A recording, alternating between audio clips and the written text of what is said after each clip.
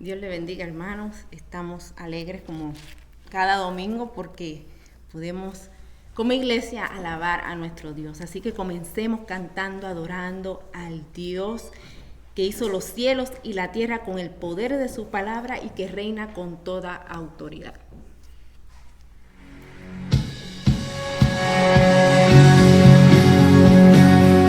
Gracias, mi Dios.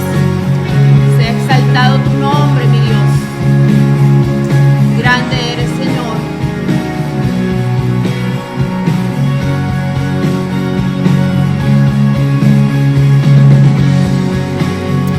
Recibe nuestra alabanza, nuestra adoración.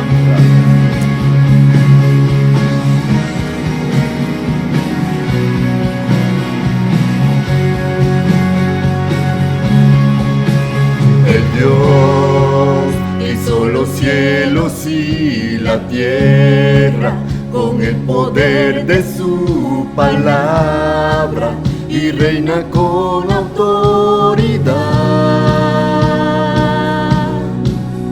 El Dios que aún los vientos le obedecen, una palabra es suficiente para los muertos levantar.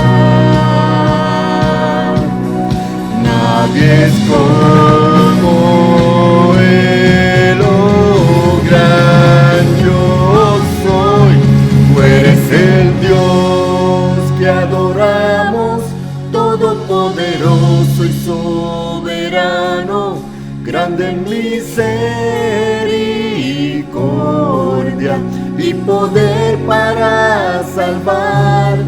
Tú eres el Dios que adoramos, quien derrotó la muerte y el pecado, glorioso Redentor y Rey, te adoramos.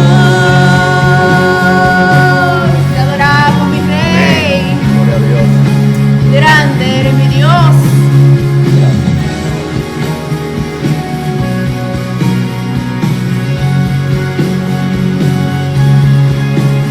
El Dios que descendió desde su trono para llevar sobre sus hombros nuestra culpa y transgresión.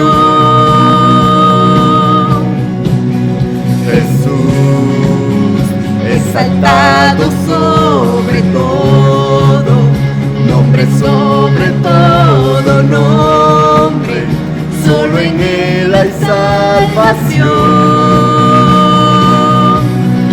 Nadie es como Él, oh gran yo soy. Tú eres el Dios que adoramos, todopoderoso y soberano, grande en misericordia y poder para salvar. Tú eres el Dios que adoramos, quien derrotó la muerte y el pecado, glorioso Redentor y Rey, te adoramos.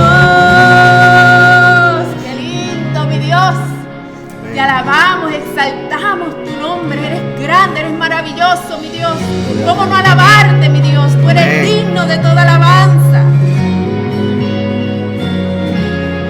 A Él sea la gloria y el poder, todo es de Él y para Él. A Él sea la gloria y el poder, todo es de Él y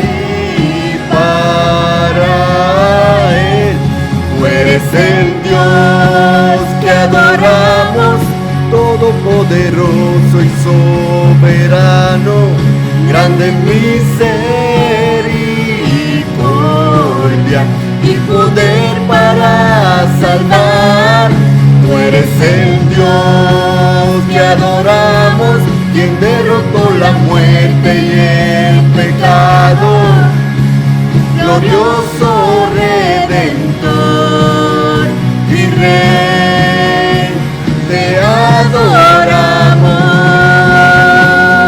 Oh, mi Dios, qué lindo eres, Señor. Gracias, Señor. Te alabamos, mi Dios.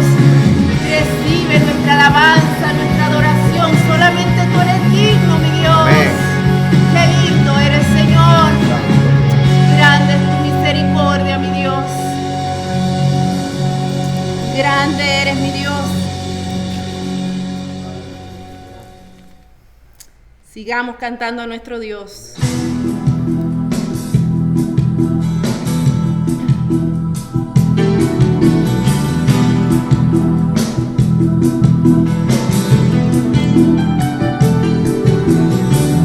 Por la gracia de tu nombre te alabaré. Por la historia del Calvario te adoraré. Por tu vida, por tu muerte, por tu sangre en la cruz, por tu amor inexplicable te alabaré.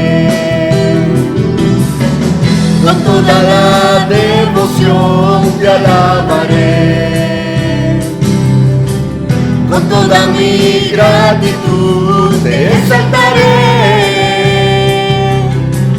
con mi vida, con mi mente, con mi alma y corazón, con todas mis fuerzas te alabaré, Señor. Te alabaré, Señor, te alabaré. Nada ni nadie entre tú y yo, hoy y siempre te alabaré. Te alabamos, mi Dios. Por la gracia de tu nombre te alabaré. Por la historia del Calvario te adoraré. Por tu vida, por tu muerte, por tu sangre en la cruz, por tu amor inexplicable te alabaré. Te alabaré, Señor. Te alabaré, Mi Dios. te alabaré, Señor, te alabaré. Nada ni nadie entre tú y yo, hoy y siempre te alabaré, Señor, te alabaré. Te alabaré, Señor, te alabaré. Nada ni nadie entre tú y yo, hoy y siempre te alabaré, Señor, te alabaré. No eres mi Dios. Te alabaré, Señor, te alabaré. Nada ni nadie entre tú y yo, hoy y siempre te alabaré. Te alabamos, mi Dios. Gracias. Grande eres, mi Señor. Sea exaltado, Señor, tu nombre. Te damos toda gloria y toda honra, mi Dios.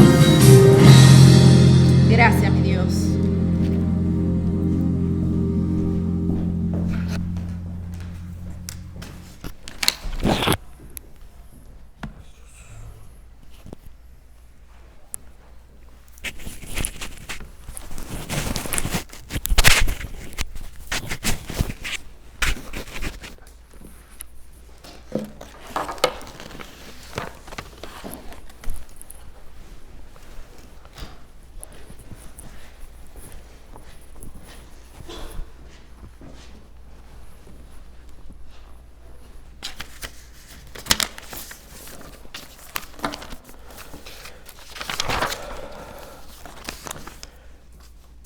Buenos días, amados hermanos.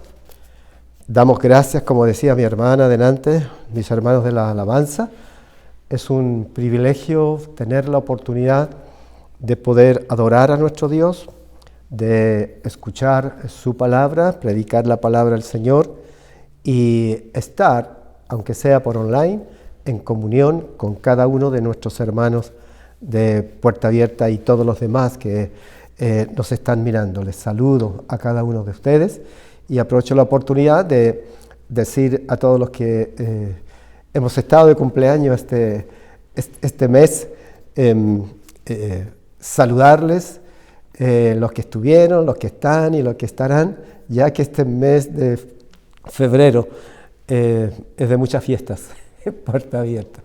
Y hermanos, la palabra del Señor en esta mañana tiene como título El Ministerio Celestial de Cristo. Y la lectura bíblica primera que vamos a ver, hoy día vamos a ocupar la Biblia.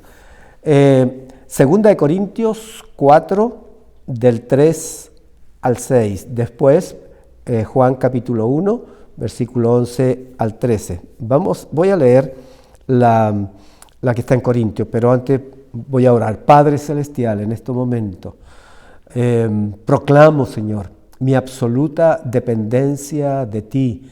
Yo sé que tú, Señor, tu nombre sea glorificado, el de nuestro Señor Jesucristo, por la guianza del Espíritu Santo.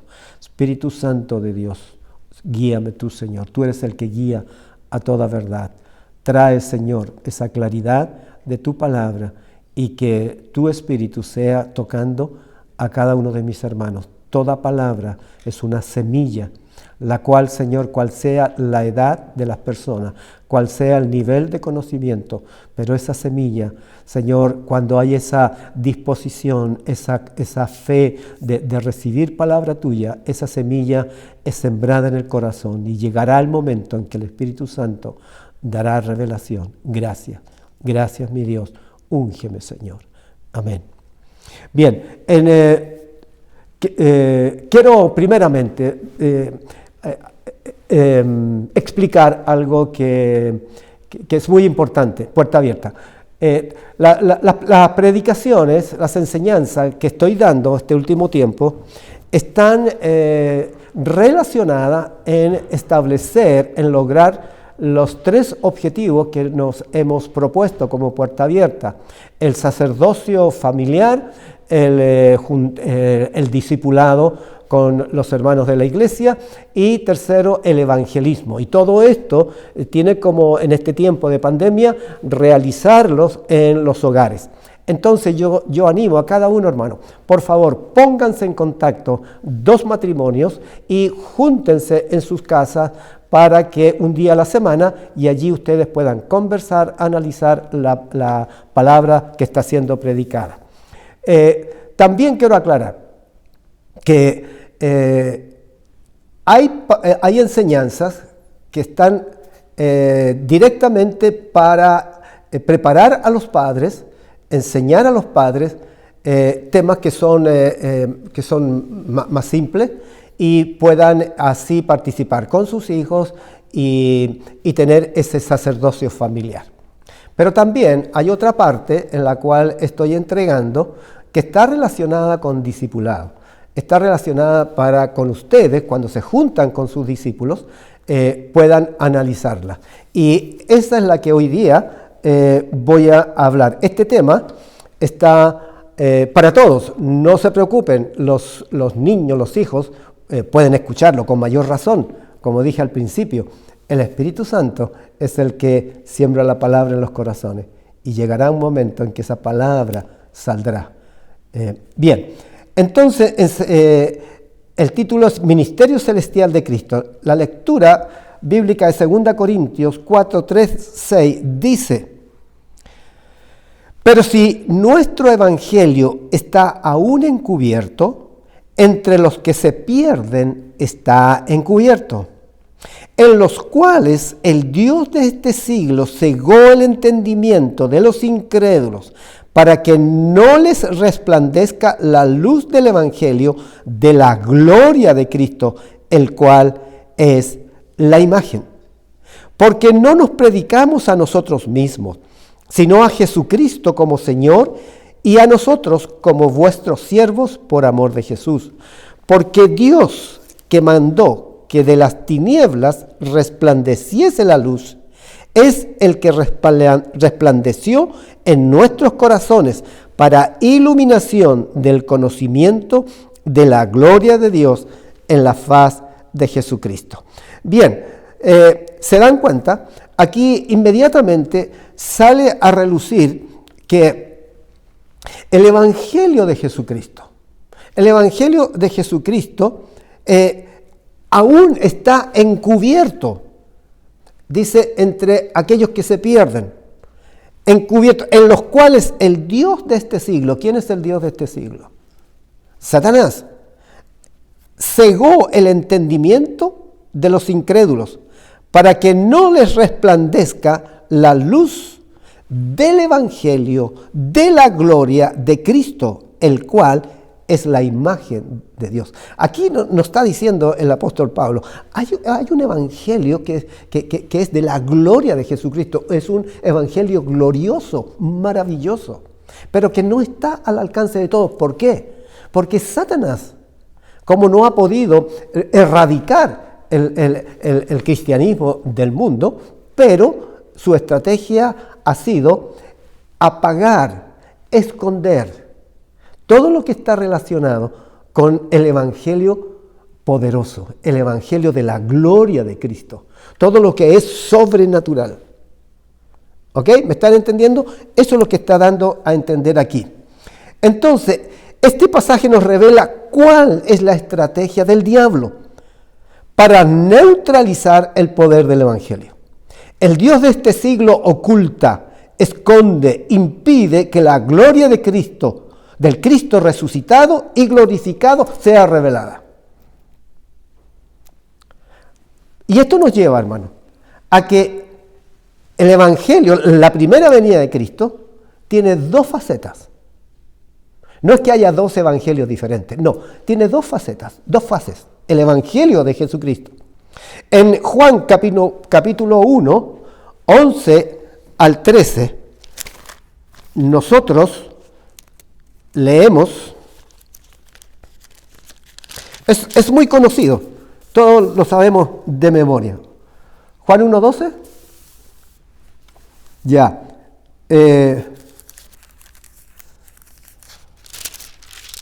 Dice, a lo suyo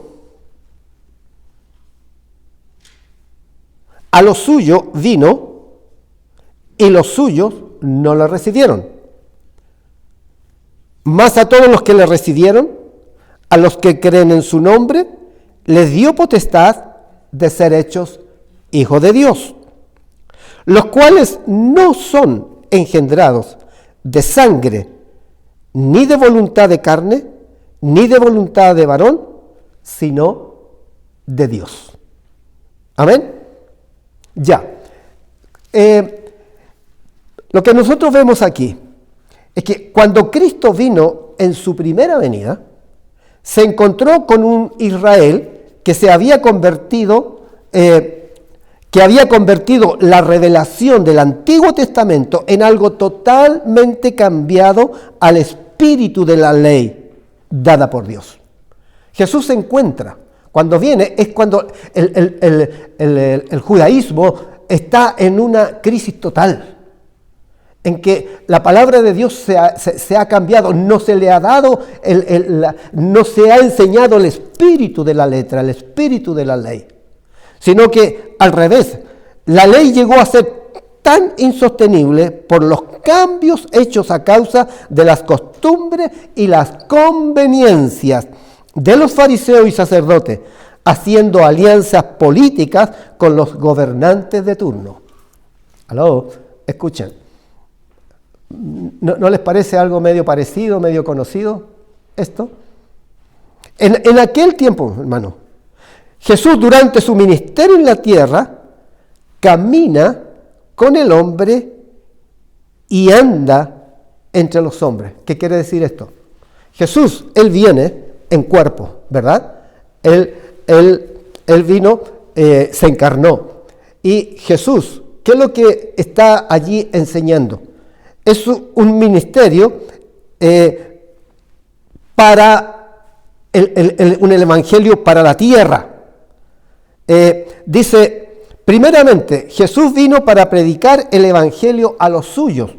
¿Quiénes son los suyos? ¿Quién eran los suyos? Los hebreos, los descendientes de Abraham, Isaac, Jacob. Recuerden, nuestro Dios, hermano, es generacional. Dios de Abraham, Dios de Isaac, Dios de Jacob. Cuando Dios nos mira a nosotros, hermano, ¿a quién más mira? Cuando Dios pone sus ojos en nosotros, no solamente nos está mirando a nosotros, está mirando a nuestros hijos, está mirando a nuestros nietos, a nuestros bisnietos. Es un Dios generacional. Esto es tan importante entenderlo, hermano. Todo lo que tú das por el Señor, todo lo que tú haces, toda tu fe, no creas que se va a terminar el efecto solamente con tu vida. Tú estás sembrando también para tus hijos, porque Dios no solamente te mira a ti. Todas tus oraciones que tú tienes para con tus hijos, para con tus nietos, serán, hermanos, Dios en su misericordia va a escuchar esas oraciones. Es tan tremendo nuestro Dios. Entonces, los suyos es el pueblo hebreo, la raíz verdadera, porque de ellos nacería el Salvador Redentor, el Mesías.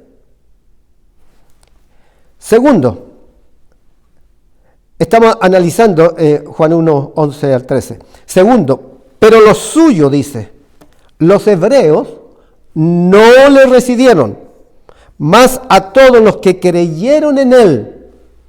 ¿En quién? En Jesús. Y le recibieron como Señor y Salvador de sus vidas, les dio el derecho de llegar a ser hijos de Dios. Qué tremendo, hermano. Creer y recibir significa en la práctica obedecer y seguir. Es un versículo que lo sabemos tan de memoria. Pero, hermano, tenemos que analizarlo para que veamos la trascendencia que tiene. Tercero, este versículo dice, ellos nacen de nuevo, no mediante un nacimiento físico, sino como resultado de la pasión o de la iniciativa humana, sino por medio de un nacimiento que proviene de Dios. Espérense, hermano, tengo que sacar. Ay, ¿a dónde me quedo? Bueno, sacamos de acá, para no perderme. Ya. Esto, aquí lo que está diciéndonos la palabra del Señor, hermano, es tan interesante. Jesús vino a predicar primeramente a los hebreos, a los de la ley, a su pueblo.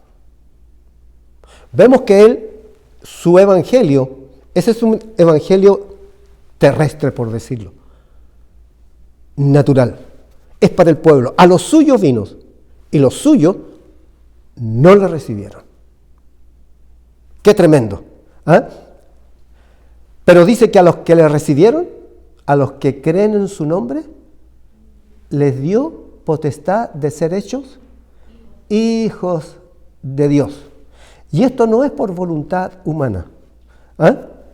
Ellos nacen de nuevo, no mediante un nacimiento físico. El nuevo nacimiento en Cristo no es un nacimiento, no tiene que ver con un nacimiento físico. ¿Ok? ¿Ah?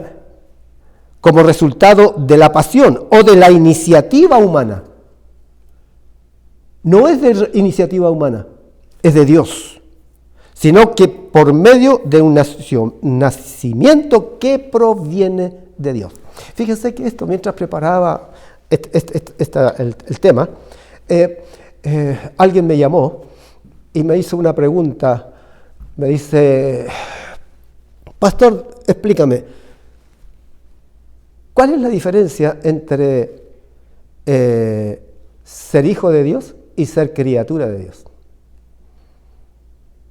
Wow.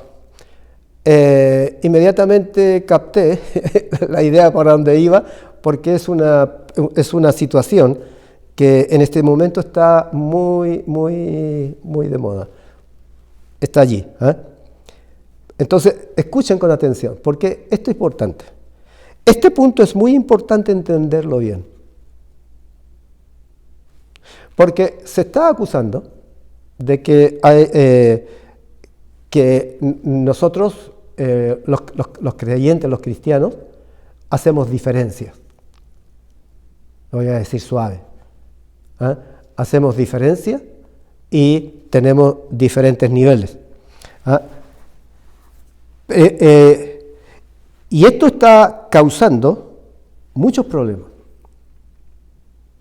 Pero aquí la palabra del Señor, ¿qué dice? El nuevo nacimiento, ¿qué es lo que es el nuevo nacimiento? Es la consecuencia de 3 aspectos de la gracia de la salvación. En estos versículos que leímos ahí está. Primero, en un nuevo nacimiento se tienen que dar 3 cosas para nacer de nuevo, para ser hijo de Dios. Se tienen que dar 3 cosas. Primero, la justificación. Jesús pagó el precio de nuestra condenación.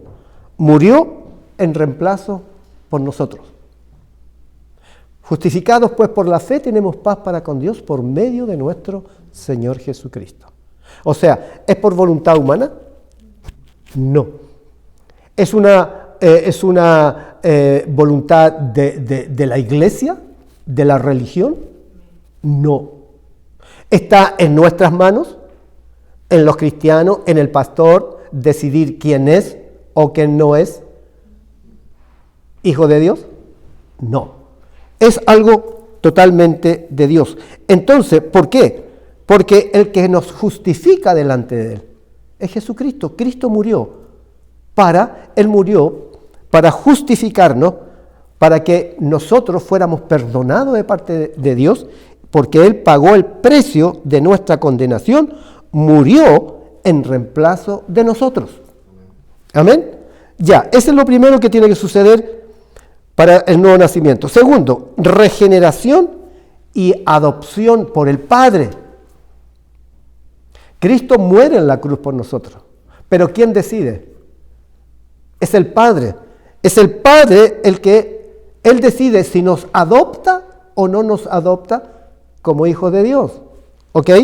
El alma muerta en delitos y pecados necesita una vida nueva, la cual es manifestada mediante el acto divino de la regeneración o transformación. A algunos la palabra regeneración no les gusta. Bueno, ya, transformación. ¿Quién es el que transforma? ¿Quién es el que cambia? Es Dios, el Padre. Cuando Él decide, ok. Entonces la persona se convierte en un hijo de Dios y pasa a ser parte de la familia de Dios. ¿Ok? Y tercer elemento, la santificación. La persona es apartada de la vida vieja para vivir la nueva vida al servicio de Dios. ¿Ok? Entonces, aquí esto es importante, hermano. Nosotros debemos tener claro. Tuve una conversación larga sobre este tema con la persona que me llamó. Una persona que razona bien y me obligó a sacar todo lo que pudiera. No es el tema, por eso que no lo explico. Pero ¿qué es lo que entendí, hermano? Es que nosotros debemos ahora tener cuidado. Porque a veces nosotros podemos dar razones para que se comporten en persecución de nosotros. Porque tomamos atributos que nosotros no tenemos y que nosotros no tendríamos por qué hacernos problemas. ¿Me explico?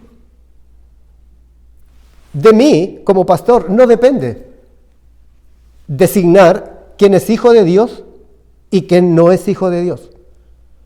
Yo no puedo decidir quién ha nacido de nuevo y quién no, porque es algo personal. Acercarse al Padre por medio de Jesucristo es una decisión personal. Uno solamente da la oportunidad. La persona escucha la palabra Y es el Espíritu Santo que convence, ¿verdad? Él es el que convence de pecado, justicia y juicio.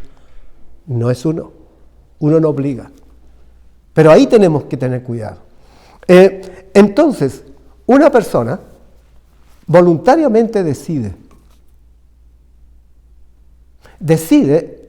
el Espíritu Santo toca y convence. Y la persona va a decidir si esa persona quiere cambiar. Para cambiar, lo primero que hay que hacer es reconocer que Jesucristo es el único que pagó nuestro precio. Él dio su vida por nosotros. Y para que la persona sea aceptada por el Padre, sea perdonada por el Padre, el juicio cayó sobre Jesús y nosotros lo reconocemos a Él como nuestro Salvador y Señor. Pero es la persona. ¿Ok? ¿Me están entendiendo hacia dónde voy? No somos nosotros. Yo se lo he estado repitiendo muchas veces, pero esto es el punto. Entonces, la regeneración y la adopción por el Padre es voluntad de Él. Él es el que decide. Cuando Él decide, hermano, ¿qué es lo que pasa? Y cuando la persona toma la decisión, ahí viene el Espíritu Santo que convence de pecado, pero también Él es el que regenera y santifica. Entonces, ¿qué pasa con la persona? Si hay transformación, quiere decir que la vida pasada que a Dios no le agrada, es la persona que es la que decide ser hijo de Dios. No nosotros. Es individual. ¿Y quién santifica? Santificar significa apartar a alguien para Dios. La persona misma es la que cuando se da cuenta que hay un cambio, una transformación en su vida, y que lo que antes le gustaba, ahora no le gusta. Lo que antes no entendía, ahora se da cuenta que ya no tiene esas costumbres o esas prácticas.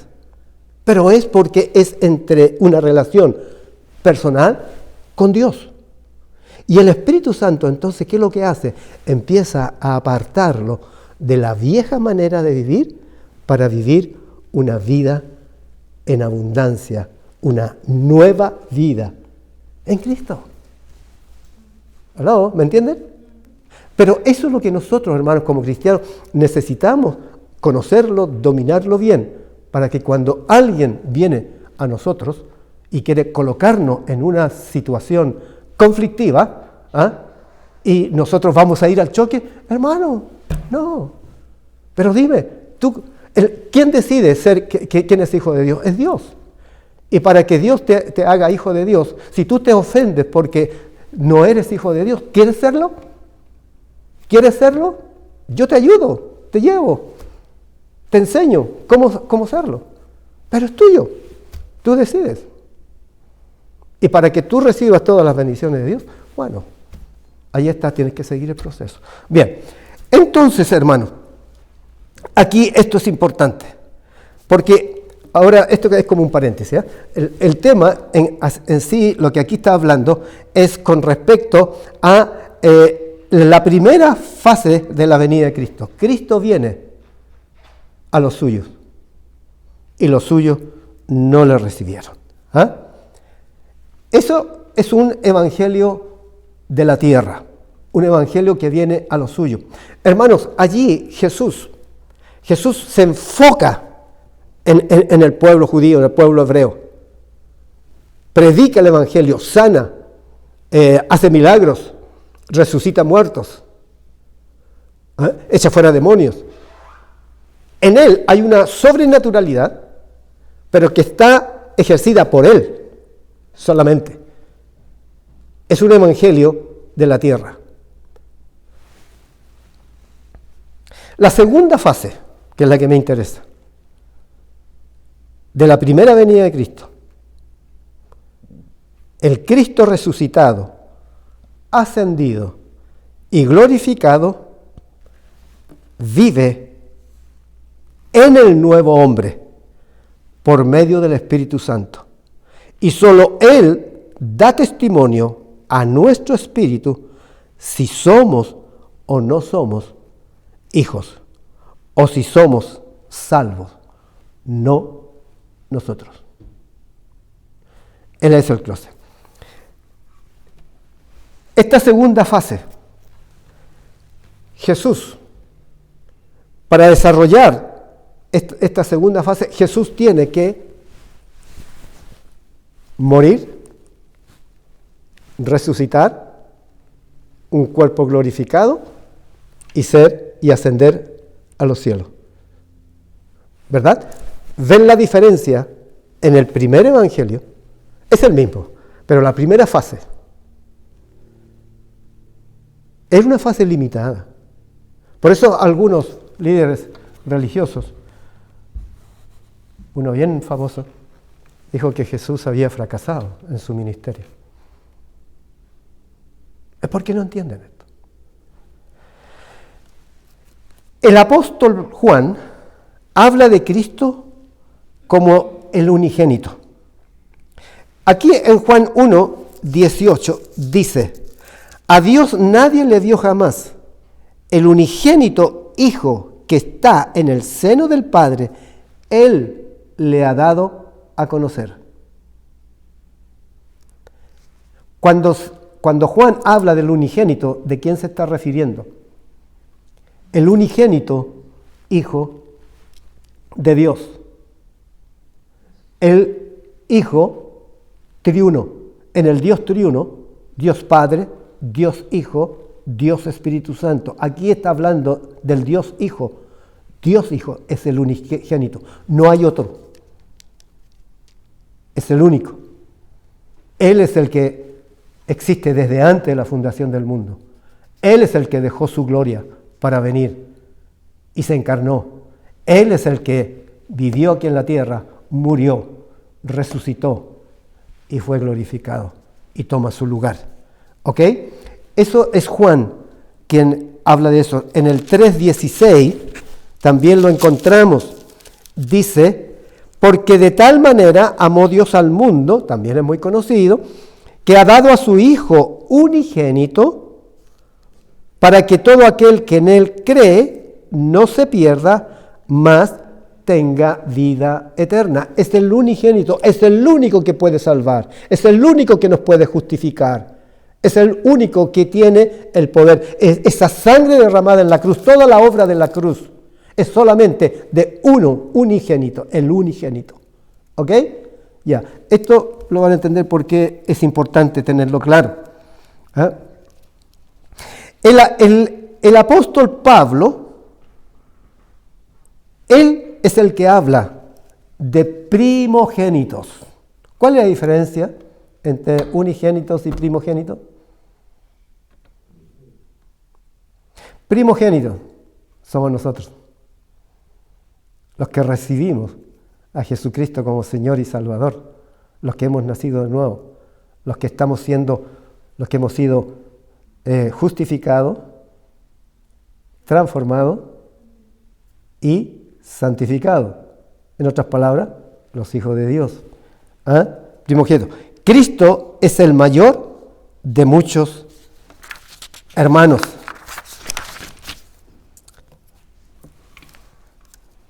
Qué tremendo, hermano. Jesucristo, en la muerte de la cruz, en su victoria, ¿qué es lo que consiguió, hermano? No solamente consigue Él que nosotros seamos justificados, transformados y santificados. Él consigue que ahora nosotros seamos hijos de Dios, igual a Él, como un hijo nacido que muere y resucita. Nosotros somos primogénitos. Pablo nos enseña, justamente él nos enseña nuestra posición ahora. El evangelio de Jesucristo no es solamente, hermano, justificación, regeneración y santificación. Es mucho más. Es un evangelio glorioso. Y ese es el evangelio que el apóstol Pablo y Juan son los que nos muestran. Pablo y Juan son los escogidos para revelar el ministerio celestial de Cristo. Ellos son los profetas del nuevo pacto, los que fueron llevados al cielo y recibieron el evangelio del Cristo glorificado, sentado en un trono al lado del Padre. ¿Sí o no? Son los dos únicos apóstoles que ellos son transportados, trasladados al cielo. Y ellos ven la gloria, toda la gloria de Cristo.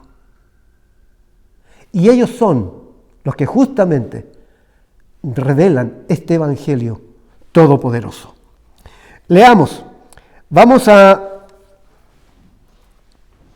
la revelación de Jesucristo glorificado en el apóstol Pablo. Gálatas 1,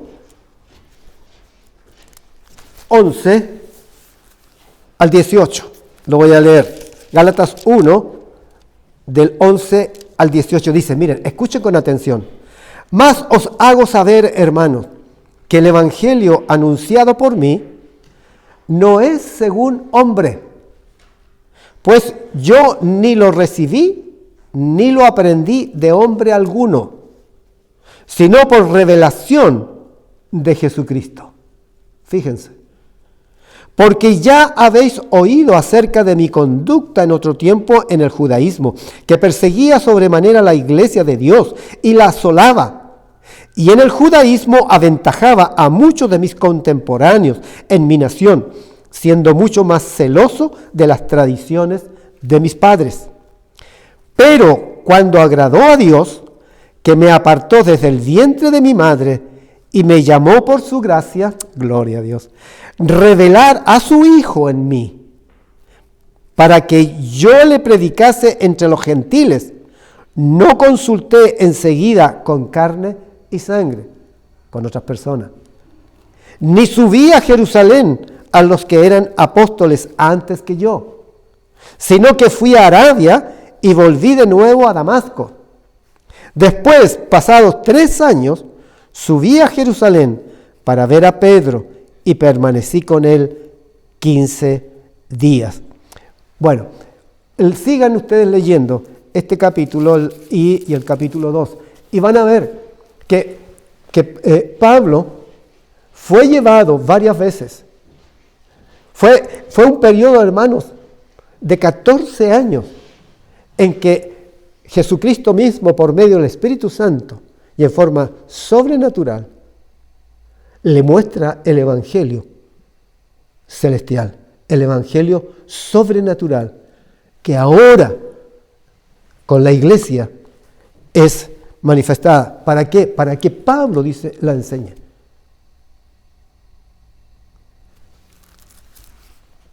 Revelación al apóstol Juan, Apocalipsis 1, 9, 18.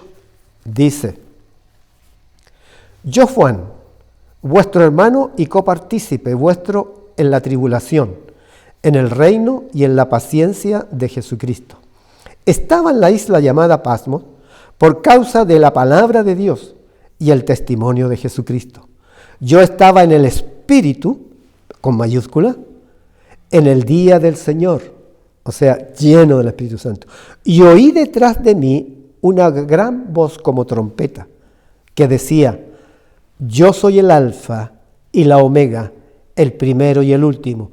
Escribe en un libro lo que ves y envíalo a las 7 iglesias que están en Asia, a Éfeso, Esmirna, Pérgamo, Tiatira, Sardis, Filadelfia y Laodicea. Y me volví para ver la voz que hablaba conmigo, y vuelto vi 7 candeleros de oro, y en medio de los 7 candeleros a uno semejante al Hijo del Hombre, vestido de una ropa que llegaba hasta los pies, y ceñido por el pecho con un cinto de oro. Su cabeza y sus cabellos eran blancos como la blanca lana, como nieve, sus ojos como llama de fuego, y sus pies semejantes al bronce bruñido, refulgente como en un horno, y su voz como estruendo de muchas aguas. Tenía en su diestra 7 estrellas. De su boca salía una espada aguda de 2 filos, y su rostro era como el sol cuando resplandece en su fuerza. Cuando le vi, caí como muerto a sus pies. Y él puso su diestra sobre mí, diciéndome: no temas, yo soy el primero y el último, y el que vivo, y estuve muerto, mas he aquí que vivo por los siglos de los siglos. Amén. Y tengo las llaves de la muerte y del Hades. ¿Quién es ese? Nuestro Señor Jesucristo. ¿Se dan cuenta, hermanos? Juan y Pablo, el tipo de revelación que tienen. Esa revelación los judíos no la tuvieron, pero tuvieron al Cristo mismo, allí, en vivo y en directo, en carne, en sangre. En la primera fase.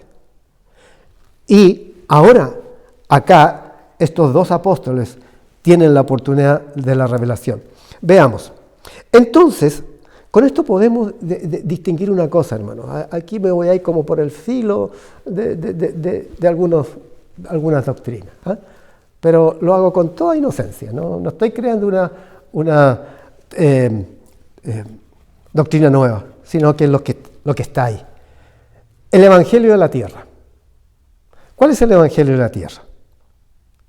La mayoría de los creyentes solo entiende el Evangelio terrenal y no el celestial, ¿sí o no? Conocemos de oídas, pero más el terrenal y no el celestial. Les interesa la salvación de la infinita gracia. ¿Qué es lo que interesa? Que yo sea salvo. ¿Ok? Al final, Dios lo perdona todo, dicen. Les interesa asistir a un lugar, un templo, con música contemporánea, a otros más formal. Los templos están a gusto de los que vienen. Les interesa una congregación selecta, con tecnología de punta, lo último del mercado. O sea, hay que tener todos los efectos. ¿Que esté mal eso, hermanos? No, sí lo pueden tener bien. Pero fíjense, eso va creando un evangelio terrenal. ¿Eh? Un evangelio, les interesa un evangelio sin prohibiciones, solo mentalidad positiva, que el amor lo soluciona todo. Gira todo en el tema de la salvación. Fíjense, hermano, hay muchas iglesias, organizaciones, denominaciones, que todo su trabajo es salvación, salvación, salvación, evangelización, evangelización, transformación, santificación. Fabuloso. Si se logran las 3 etapas, fabuloso. No digo que esté mal, pero que eso no es todo. Eso no es todo. Por eso que vemos un evangelio terrenal. Cuando uno le pregunta a la gente, dime, ¿te gustaría irte al cielo o quedarte en la tierra? ¿Podrían exclamar como Pablo? Para mí el morir es ganancia y el vivir es mejor aquí en la tierra. Yo desearía estar en el cielo, dice, pero soy más útil todavía aquí en la tierra. Pero la mayoría, hermano, no tiene idea de la eternidad. Cuando uno pregunta, lo más que pueden decir, bueno, vamos a estar en el cielo alabando, adorando al Señor por la eternidad.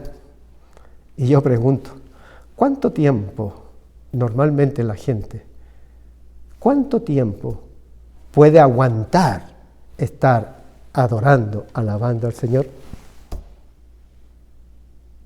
Quizás los jóvenes, en los conciertos que tienen, pasan horas, pero porque hay otra motivación, otras motivaciones. Pero hermano, mucho cuando piensa, dice, oye, que debe ser fome, estar toda una vida puro cantando, adorando. ¿Está mal? No, pero todo eso es para la vida en la tierra solamente. Hay mucho más.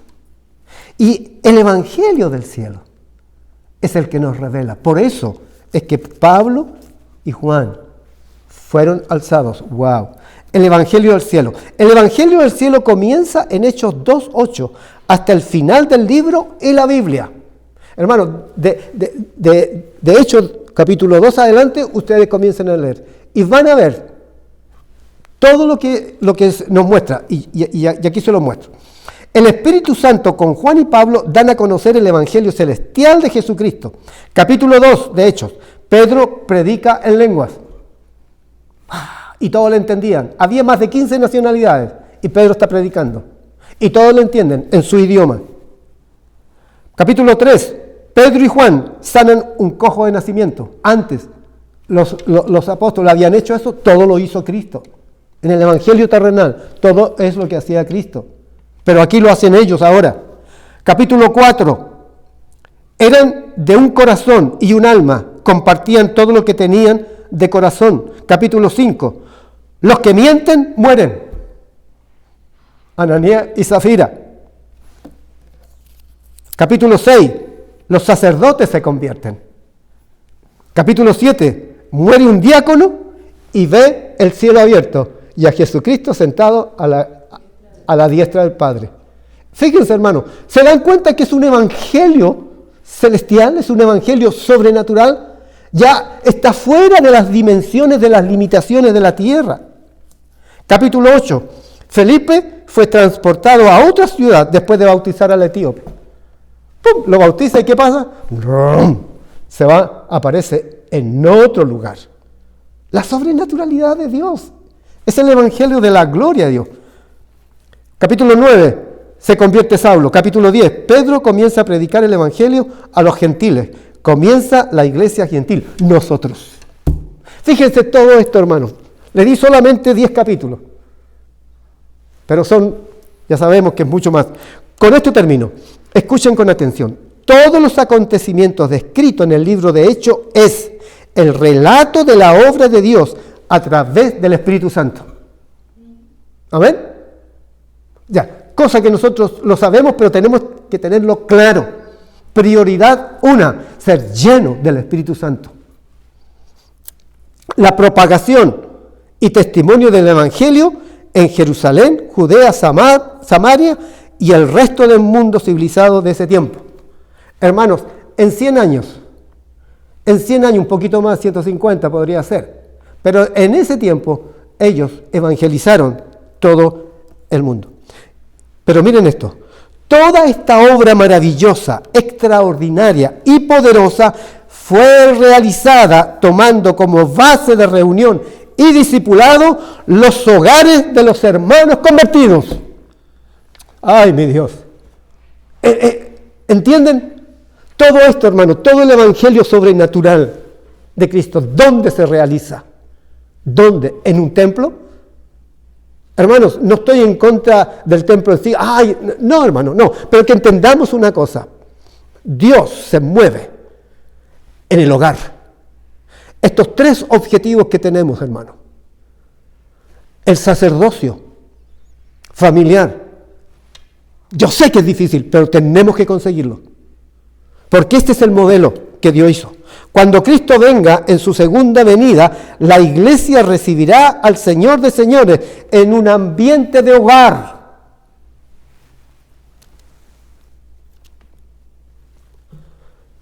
Así va a ser, hermano. Porque ese es el modelo que Dios dejó establecido en todos los hechos de los apóstoles. Cuando Cristo venga, así va a encontrar.